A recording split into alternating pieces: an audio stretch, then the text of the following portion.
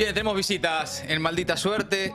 Está entre nosotros, es la nueva publicación de Siglo XXI. Siglo XXI Editores, que siempre recomendamos lectura. En este caso, Pablo Semán coordina este libro, que se pregunta de dónde sale y hasta dónde puede llegar la extrema derecha que no vimos venir. Entre varios autores está también Sergio Morresi. Pablo y Sergio están con nosotros. Buenas tardes, muchachos. ¿Cómo les va? ¿Qué tal? Buenas tardes. Gracias por venir. Buenas tardes. Gracias bueno, por la invitación. van a presentar este libro ahora el 7, en una charla con Carlos Pagni. Sí. Ya les voy avisando para que agenden. Es este 7 es el jueves. Jueves, Este a jueves. las 19 horas en Salvador, 5.749, Café Elsa. Ahí en Café Elsa, en El Salvador. Bueno, también en la cuenta de Instagram de Siglo XXI encuentran todos los detalles para que vayan agendando ya la fecha. Bueno, muchachos, estoy en plena lectura de este libro y todos los que están tratando de entender qué pasó y hacia dónde vamos, si los vienen leyendo a ustedes desde hace rato, ya tienen algunas respuestas, porque el fenómeno lo vienen siguiendo. Tengo como de las varias cosas que estuve leyendo, algo, no sé si les parece, me gustaría arrancar por ahí, que es este concepto de derecha popular, que es tal vez una diferencia de las anteriores derechas que han llegado al gobierno. ¿Cómo lo ves ahí, Pablo? ¿Qué hay para desarrollar? Bueno, la primera cuestión es que realmente desde hace mucho que venimos preocupándonos por esto. Sí. No es una competencia de Casandras ni de pitonizos, pero yo escribí algo sobre esto en 2012, ¿no? Y Sergio viene hace muchísimo tiempo preocupándose por este tema. La cuestión de la derecha popular es algo que desarrolló en este libro Melina Vázquez, y que tiene que ver con la idea que tuvieron en La Libertad Avanza de trascender la endogamia social en la que vivía el macrismo, que es algo que conoce bien Sergio y que podría contar. Y tiene que ver con un poco, sobre todo para los militantes, activistas más jovencitos, había una especie de rechazo, yo te diría, social y yo diría hasta de color de piel. Y eso está marcado por una derecha más tradicional o una centro derecha más tradicional, por formas de hablar, de comportar, de sentarse en una mesa.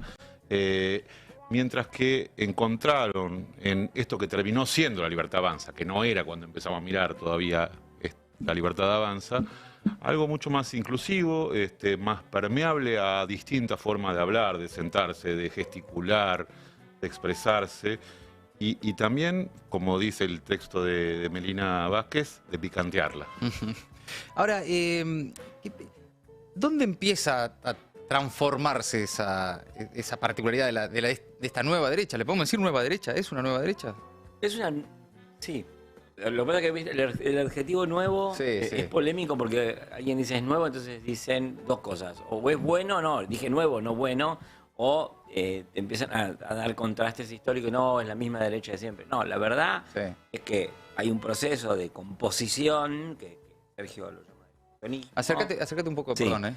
Hay un proceso de composición que Sergio lo llama de fusionismo, junto con Martín Vicente, y que da lugar a un producto original, tanto en sus ideas como en su composición social, y además, porque todo esto se articula, creo yo, con un cambio de ciclo político que tiene, digamos, va creciendo a medida que el kirchnerismo va dejando cosas afuera y esto las agrupa, pero también hay un cambio de ciclo técnico-político, ¿no? Porque intervienen en las redes sociales, intervienen nuevas formas de participación. Eso Melina lo registra bastante bien, Ezequiel Saferstein también, Martín y Sergio, que está acá, lo muestran a nivel del tipo de circulación de ideas que hubo, que también fue nueva. A ver, con el tema de nuevas derechas, digo, cada 2 o 3 décadas te dicen, apareció una nueva derecha. Claro. Y digo, con Martín en el texto tratamos de rastrear, en los años 20, cuando apareció el nacionalismo más reaccionario, era nueva derecha, y después, cada tanto tiempo decimos nueva derecha. Pero siempre efectivamente va cambiando, porque la idea de que la derecha nunca cambia, es decir, bueno, la derecha siempre es derecha, pero se está renovando. A veces yo diría, y esto lo subrayaría, quizá con más rapidez y con más éxito que lo que suele renovarse y cambiar la izquierda. Y ahí hay una cosa que me parece interesante, que es que implica todo este proceso político, que a veces hay una obsesión por las categorías clasificatorias. Sí. Es fascismo, es nuevo, es viejo. Sí, ¿dónde pongo esto? Mira, lo que nosotros hicimos en el libro es algo que es distinto, que es tratar de contar qué vemos. Sí. Ya sabemos, es la derecha. Y la singularidad de eso se cuenta contando la historia, no poniéndole categorías. Sí, incluso ustedes, lo dicen en varios momentos del libro, hay como una tentación de calificar a Milei o a la Libertad Avanza como un fenómeno exótico, ¿no? Bueno, y también las particularidades que hacen un poco que a veces parezca algo exótico, pero hay un laburo, un esfuerzo por entender más allá de eso. Parte de algo que mucho con Sergio, que es... Perdón, más cerca, Pablo, que si no, no sí, se que siempre se piensa que parecía que no pudiera haber derecha, ¿no? Y en realidad, sí, no solamente cambia, es eficiente, sino que aparte hay derecha siempre y en todo caso, desde algunos lugares de la cultura, se piensa como una excepción la derecha y como si tuviese el monopolio de la razón y por lo tanto nadie podría ser de derecha porque solo sería ser marciano. Claro. Ahora, acá hablan, porque hay sí una particularidad, una diferencia, que es que Milei llega al poder, es electo presidente, tal vez a diferencia de otros, diciendo todo, ¿no? Con una motosierra en la mano, y hablan acá también de un 2001 electoral, ¿no? ¿Y qué habilita eso? ¿Eso es una novedad? ¿Qué pensás que qué impacto puede tener que esta forma de llegar al poder sea más parecida a aquel estallido del 2001? Bueno, es un 2001 electoral, decíamos, en el sentido de que releva a una dirigencia, ¿no? Y complementa aunque se vayan todos. Lo que pasa es que fue sin estallido en las calles. Pero por otro lado, me parece que a mí lo que hay que preguntarse es por qué, justamente, en ese ciclo, un candidato puede llegar a decir que viene con la motosierra, que van a ser años durísimos, que se acabó la fiesta, digamos. Sí. Todo eso... y obtener una votación amplísima, ¿no? Hacer una elección buenísima, Sí. porque además todo el mundo insiste en desgajar y en separar al contingente del caudal de Juntos por el Cambio, pero bueno, era más o menos evidente que los votantes de Juntos por el Cambio iban a votar a Milei en vez de a Massa. Sí. A ver, digo, con esta idea de Pablo del 2001 electoral, digamos, sí, claramente hay un cambio de ciclo. Pablo se anima a decir incluso un cambio de régimen a la vista. Me parece que no es solamente el triunfo circunstancial de un sector que está a la derecha de que venía gobernando, sino de algo que efectivamente pretende, después veremos si lo logra, en la cancha se ven los pingos, Sí. cambiar algo mucho más sustancial, más profundo y a largo plazo. No apenas gestionar con más eficiencia o de un modo distinto, o con objetivos levemente corridos para otro lado, lo que se venía haciendo, sino que apunta a otro lado. Recién utilizabas la palabra circunstancial. Aprovecho para hacerles a los dos, en la realidad, una consulta. En Europa, los expertos o muchos están diciendo hay que rever los análisis respecto de la ultraderecha, que está pisando muy fuerte allá. Hasta ahora o hasta hace pocos años muchas veces se consideraban que eran manifestaciones conjunturales, como una especie de rupto de la democracia, un exabrupto vinculado a circunstancias especiales.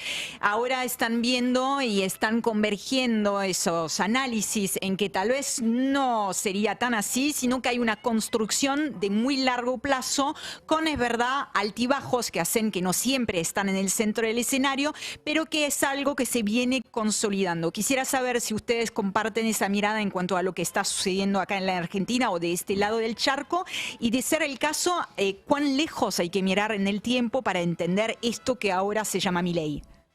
Mira, yo voy a decir dos cositas muy breves. La primera es que las derechas son como los hilos de una soga, las identidades, ¿no? Entonces, la soga no es la misma desde el inicio hasta el fin, se continúan unos hilos con otros, y con las identidades de las derechas pasa lo mismo, y va en esa continuidad va cambiando y asumiendo otras formas, que es un poco lo que decía Sergio. Por otro lado, yo creo que la comparación con Europa yo la haría a condición de que no pensemos que es el reflejo de lo que pasa en Europa, sino más bien yo diría que hay unas circunstancias sociológicas y políticas que ayudan a entender mejor lo que pasa en Europa, como por ejemplo una demografía mucho más extendida, límites institucionales mucho menos presentes que los que hay en Europa, y radicalizaciones que son más abruptas o más aceleradas, porque lo que en Europa llevó, no sé, 40 años de construcción y que había un cerco sanitario que muchas veces todavía sigue vigente, en Argentina no existió. Justamente ese fue el autoengaño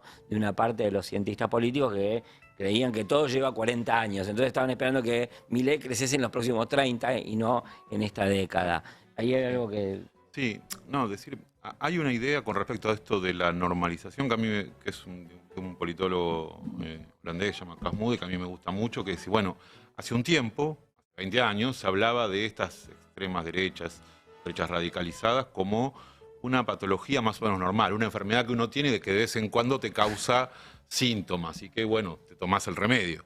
Pero ahora se convirtió en una patología normalizada, o sea, tu normalidad es esto. Tu normalidad es que esta derecha forma parte, no necesariamente quiere decir que vaya a ganar elecciones siempre, claro, obviamente. Pero ya forma parte del sistema. Pero forma parte del menú. No, claro, no es que es algo que tenés encapsulado y que solo aparece de vez en cuando, no. Incluso se está viendo en estos días, en estas semanas, cómo ya va incorporando sectores de la vieja derecha, por decirlo de alguna manera, ¿no? Como que van convergiendo. Van convergiendo, o sea, no claro, se trata de algo que está en el margen. Se lo come, ¿no? El margen está en el centro. Claro. Lo que pasa es que yo creo, un poco respondiendo a lo que vos decís, el sistema político se recompone, ¿no? Entonces aparece como un nuevo polo que reorganiza la vida política en Argentina, y además hay otra cosa que habría que pensar, que es esa idea de sistema político que yo acabo de nombrar, es para, digamos, para revisarla todo el tiempo, porque en Argentina los sistemas políticos parece que tienen una continuidad enorme, cambian todo el tiempo, cambian cada 20 años, que en términos históricos es rapidísimo, sí, claro, ¿no? Entonces, se inauguró una forma de gestionar el poder durante el kirchnerismo que creó un elenco de contradictores específicos, y eso se venía disolviendo como mínimo desde 2015, que eso fue el inicio de nuestras preocupaciones, ¿no? Bueno, antes de 2015, ustedes empezaron a escribir sobre el PRO en esa época y a mí se me ocurría pensar en 2012 que se venía el Frente Amplio de la Libertad. No, así le puse.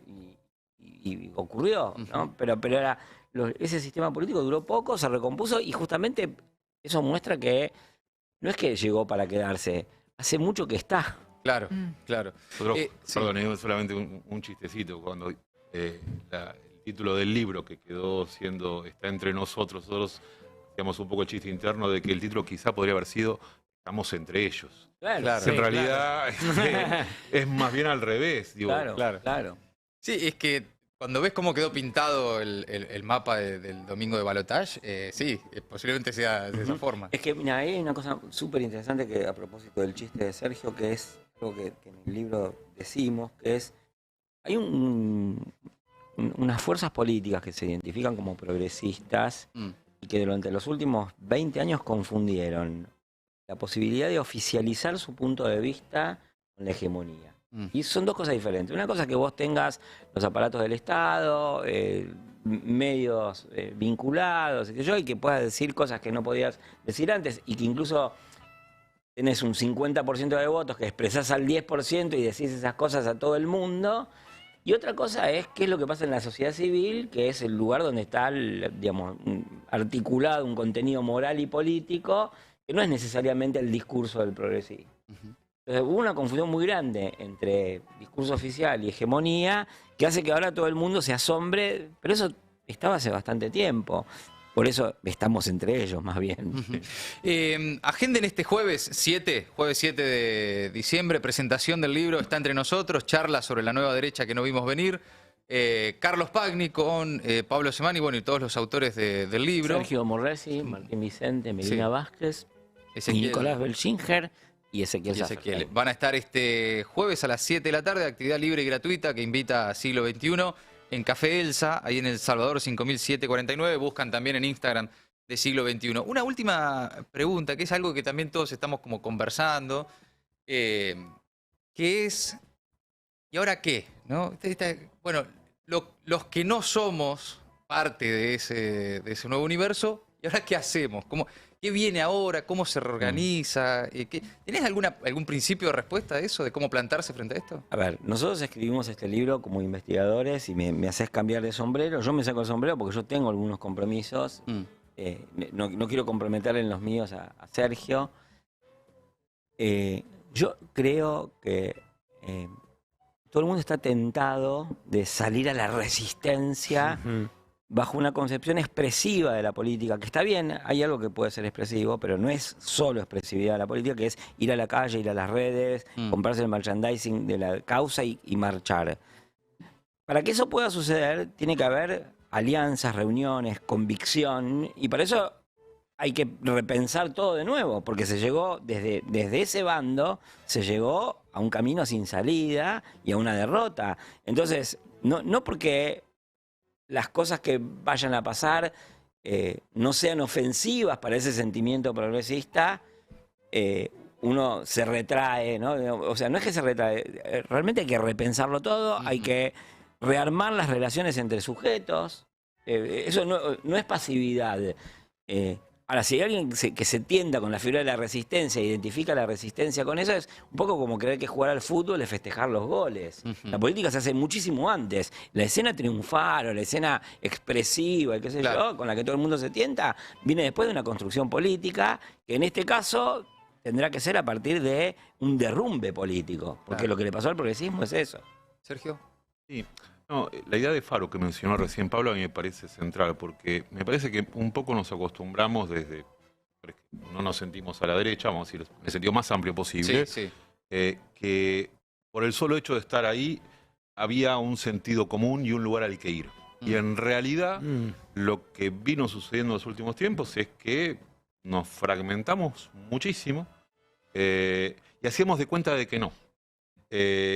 Yo creo que efectivamente hay intereses distintos dentro de este campo político. Sí.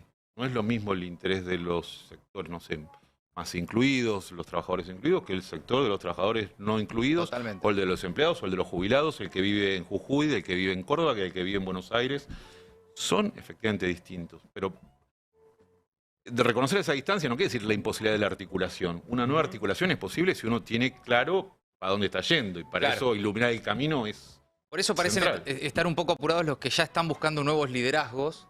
Totalmente. Aquel, allá, y hay mucho antes que discutir, ¿no? Para mí permanecen atados a una idea de que la política es encontrar un candidato con electorabilidad y recomponer, que supone además un análisis de que en el 2019 Unión por la Patria o el Frente de Todos ganó porque había hecho eso y no porque Macri fue un desastre. Y puntualmente le permitió eso acceder al gobierno y a un gobierno tan condicionado que más allá de si Alberto, Cristina o lo que fuere, no podían hacer nada. Lo que podían hacer era que los cristinistas le reclamaran a Alberto. Pero... Bueno, hay todo, por estas horas, según a quien escuches, parece estar más repartida la culpa, ¿no? Bueno, fue porque tal o porque cual, que bueno, todo ese proceso del que vos venís hablando, que va a llevar tiempo además. Bueno, ¿no? si no, el problema es que es la verdad, el fracaso del Frente de Todos es porque no tuvo una construcción política. Y por eso se están peleando entre personas, echándole... y eso es persistir en el camino de la destrucción política. Por eso no pueden lanzarse a la escena inmediatamente. Claro. Siempre es un gusto leerlos, escucharlos. Bueno, tienen este libro, lo consiguen en Siglo XXI, está en todas las librerías, está entre nosotros. Recomiendo la lectura de Pablo Semán con muchos autores: Sergio Morresi, Ezequiel Saferstein, Pablo Semán obviamente también, Melina Vázquez, Martín Vicente y Nicolás Welchinger, que va a presentar entonces este jueves a las 7 de la tarde, ahí en Café Elsa, con la presencia también de Carlos Pagni. Bueno, y ahí seguramente también los que vayan consiguen el libro. Muchachos, siempre es un placer. Muchas gracias por haber venido. Gracias a ustedes. Gracias a ustedes. Gracias. Un país unido por la radio.